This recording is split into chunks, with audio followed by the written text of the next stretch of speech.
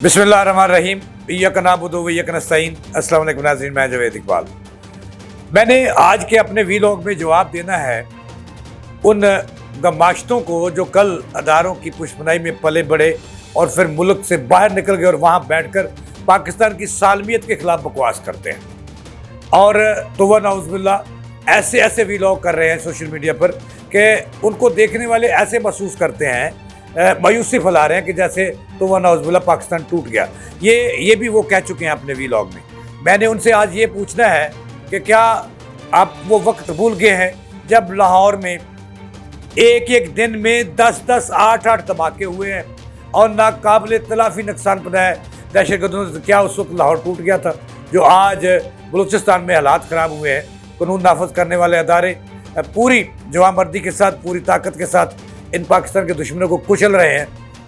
तो क्या जो चंद दहशतगर्द, मुट्ठी भर दहशतगर्द हैं जो कैफरे करदार पहुंचने वाले हैं, तो क्या ये कहा जाए कि तो नाउज़ुबिल्लाह पाकिस्तान टूट गया, पाकिस्तान बलूचिस्तान टूट गया? ये शर्म आनी चाहिए इस सरजमीन पे पलने बढ़ने वालों को। और इन्हीं अदारों की गोद में बैठकर अरबों रुपया कमाने वाले उन एंकर्स को, उन जो मुल्क छोड़कर जा चुके हैं सिर्फ अपने डॉलर्स कमाने के चक्कर में, और कोई पाकिस्तान में मौजूद हैं जो ये कह रहे हैं कि पाकिस्तान की सालमियत को, पाकिस्तान की मरकज़ को जो है वो ख़तरात लायक है। ऐसी कोई बात नहीं है नाज़रीन, दुनिया में बसने वालों, ऐसी कोई बात नहीं है। ये वो लोग हैं जो सिर्फ अपनी व्यूवरशिप के लिए, अपने मज़मूम मकासद के लिए, अपने सरपरस्त आला इंडिया को खुश करने के लिए, अफ़गानिस्तान में बैठे गमाश्ते दहशतगर्दों को खुश करने के लिए ऐसी जो अफवाहें फैला रहे हैं। नाज़रीन, इस पर मैंने बात करनी है, सिर्फ आज 2-3 सवाल करने हैं और फिर अल्लाह हाफ़िज़ कहना है आपको। तो नाज़रीन, आपको पता है कि पिछले चंद रोज़ से जैसे जाफ़र एक्सप्रेस का वाक़या रूनमा हुआ और वहाँ पे मुसाफिरों को यरगमाल बनाया दहशतगर्दों में, और जो बलूचिस्तान की 16 साल से पाकिस्तान की सालमियत के ख़िलाफ़ काम करने वाली जो तंजीम है बलोच लिबरेशन आर्मी, उन्होंने और उसके सरपरस्त इंडिया, उसके ताने बाने जो है इंडिया से जुड़े हुए हैं, तो इसको वो इशू बना रहे हैं और ये कह रहे हैं अब एक जो पाकिस्तान का एक ब्यूरोक्रेट है, मैं उसका क्या नाम लूँ, नज़र चौहान, वो अमेरिका में बैठा है। वो नंगा होके, इल्फिल्ला नंगा होके बोलना उसको आता नहीं और इल्म उसके पास है नहीं। वो सिर्फ इमरान खान को खुश करने के लिए वहाँ पे बैठ के उसने 2-3 रोज़ से कह रहे हैं कि जी पाकिस्तान टूटा नहीं, टूट गया, लानत तेरे मुंह में खाक। तो इसी मट्टी ने चौहान साहब आपको जन्म दिया, इसी मट्टी से आप अरब से फिर करोड़पति से अरबपति बने, ब्यूरोक्रेट बने, और फिर आप मुल्क से बाहर चले गए और वहाँ बैठ के खुदारा आप ये भाषण दे रहे हैं कि पाकिस्तान को, कौम को गमराह कर रहे हैं, और बाहर बैठे हुए जो पाकिस्तानी उनको गमराह कर रहे हैं, हाल में इस्लाम को गमराह कर रहे हैं कि पाकिस्तान तो भाई चौहान साहब, मैं क्या कहूँ। इसके साथ ही इमरान रियाज खान साहब हैं, उनके वीलॉग देख लें, वो भी मायूसी फैला रहे हैं, और इसके लिए साबर शाकर के वीलॉग देख लें, वो भी मायूसी फैला रहे हैं। और इस तरह के उनके वीलॉग्स और इंडियन जो सोशल मीडिया, उनके वीलॉग जो हैं वो एक ही सिमत में जा रहे हैं और पाकिस्तान जो है वो उसकी सालमियत के ख़िलाफ़ काम कर रहे हैं। तो मुझे तो लगता है कि ये जो है, मैंने इनको आज एक ही जवाब देना है कि क्या पाकिस्तान में दहशतगर्दी जो बलूचिस्तान में इससे ज़्यादा थी?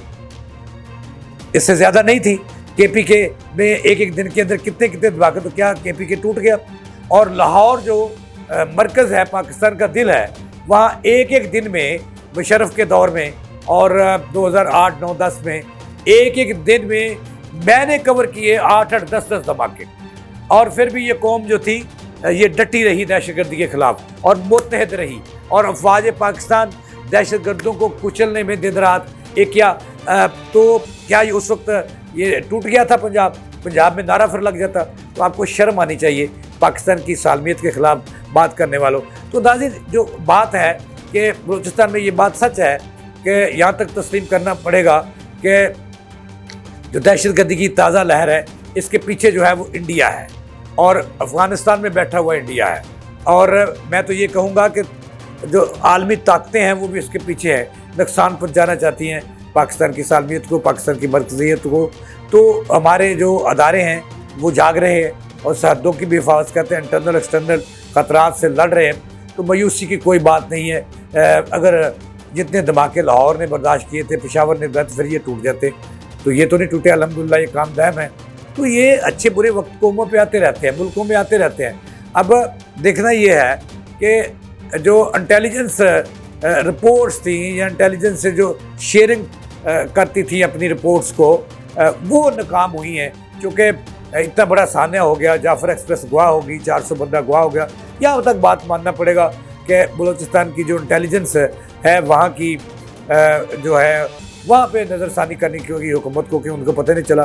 اور اس کے بعد جب کل 90 لوگوں کی بات آئی کہ وہاں پہ نوشکی کے قریب جو فورسز پہ جن کو نشانہ بنایا گیا، تو یہ انٹیلیجنس اس پہ بات ہو سکتی ہے کہ انٹیلیجنس جو ہے اس کو ذرا سخت کرنا ہوگا، اور وہاں اگر وہ کام نہیں کرے تو تبدیل کرنا ہوگا، تاکہ قبل از وقت جو رپورٹس ہیں وہ حکومت تک، قانون نافذ کرنے والے اداروں تک پہنچے، اور ان کے مضمون مقاصد کو وہاں جو ہے وہ ناکام بنایا جائے، تہس نہس کیا جائے۔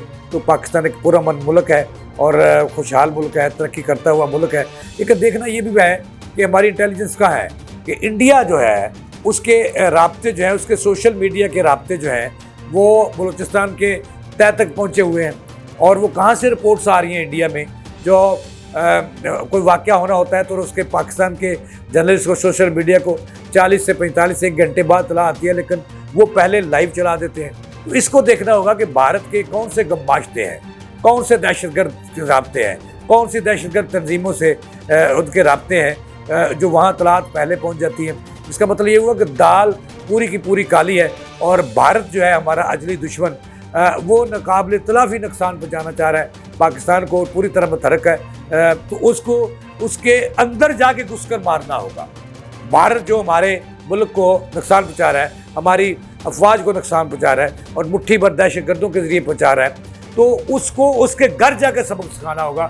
تاکہ دیکھیں ابھینندن کا واقعہ بھارتی ہو صاحب، آپ بھول گئے ہو، آپ نے شرارت کی تھی نا، کتنا بڑا کہ آپ نے الحمدللہ پاکستان نے آپ کا زندہ سلامت ہے، وہ جو پکڑ کر جو ہے جس کو پاکستان پہ چڑھائی کے لیے بھیجا تھا، اس کو ترس کھا کر اور رحم کھا کر آپ کے حوالے کر دیا، جنگی قیدی نہیں بنایا۔